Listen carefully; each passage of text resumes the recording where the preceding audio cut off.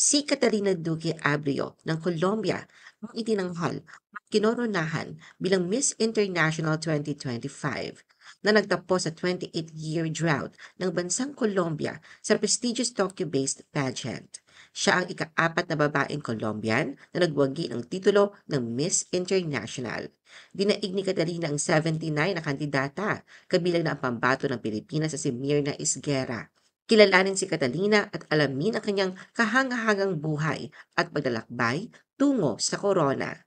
The Philippine Showbiz List presents Sino si Catalina Duque Abrio, Miss International 2025. Catalina's personal details.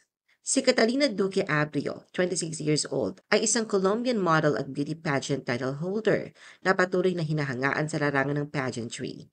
Ipinanganak siya noong September 20, 1999 sa Miami, Florida, United States, sa mga Colombian na magulang na tubong Medellin, Antioquia.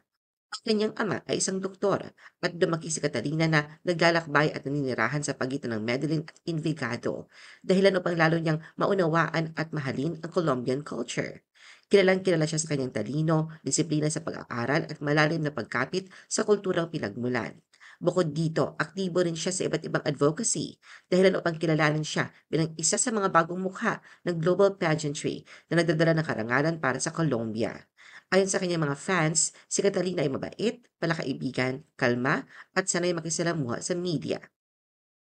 Catalina is a true bilingual achiever. Nag-aral si Catalina sa The Columbus School sa Envigado bago niya pinagpatuloy ang pag-aaral ng social communication na may specialization sa digital marketing sa Escuela de Administración, Finanzas e Instituto Tecnológico University.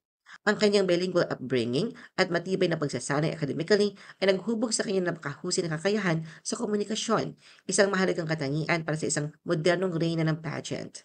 Mahusay si Catalina sa Spanish, English at Portuguese, kaya naman malaking kalamangan ito sa kanya sa mga international stage, kung saan ang wika at malinaw na pagkikipag-ugnayan ay susi sa tagumpay. Catalina's journey to the Miss Colombia crown. Nagsimula ang pageant career ni Catalina noong June 2023 nang hirangin siya bilang bagong Miss Antioquia para sa susunod na edisyon ng Miss Colombia na nakatagda sanang ganapin noong November 2023. Gayunpaman, ang pageant ay kinansila at ipinagpaliban sa susunod na taon, dahilan upang manatili pa siya na isang dagdag na taon bilang opisyal na reyna ng Antioquia. Sa kompetisyon, agad na lumutang si Catalina bilang isa sa mga paboritong kandidata para sa korona ng Miss Colombia 2024, isang makasisayang edisyon nagdiriwang ng 90 years ng beauty contest.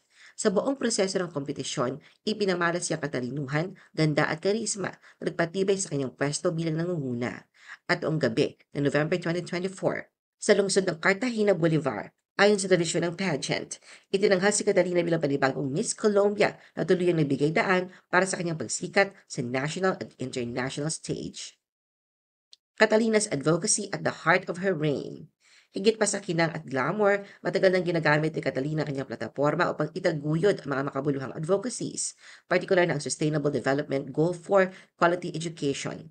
Aktibo siya nakikibahagi sa mga programang nagtataguyod ng childhood development, pagkikipagtulungan sa isang publishing company para palawakin ang literacy, at pagsuporta sa cancer awareness, female empowerment, at iba't ibang proyektong pangkomunidad. Mula nang koronahan siya bilang Miss Colombia 2024 at umangat patungong Miss International 2025, mas lalo niyang pinalawak ang kanyang mga advocacy para sa pagkakapantay-pantay, edukasyon at kabutihang panlipunan. Marami ang naniniwalang ang kanyang tinig ay maririnig sa mas malawak na international stage na magbibigay ng mas malalim na saysay sa kanyang pagiging reyna higit sa anumang runway o stage.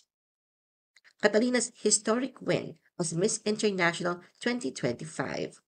Naging national sensation si Catalina matapos koronahan bilang Miss International 2025, ending Colombia's 28-year drought sa Tokyo-based pageant. Siya ay naging ika-4 na babaeng Colombian na nagwagi ng titulo ng Miss International. Pinalitan niya si Huỳnh Thi Tan Toy ng Vietnam. Itinanghal naman si Miss Zimbabwe bilang first runner-up, kasunod si Miss Bolivia bilang second runner-up, at si Miss Indonesia bilang third runner-up. Ang kinatawan ng Pilipinas na si Mirna Isguera ay nagtapos bilang fourth runner-up. Ang tagumpay ni Catalina ay tinuturing hindi lamang bilang personal na karangalan, kundi bilang isang makasayang sandali para sa kultura na diriwang ng modernong babaeng Colombian na pinapanday ng talino, advocacy at international awareness. Nang itinanghal si Catalina sa Yoyogi National Gymnasium sa Tokyo, nagbunyi ang mga fans sa Colombia sa social media at lokal na balita.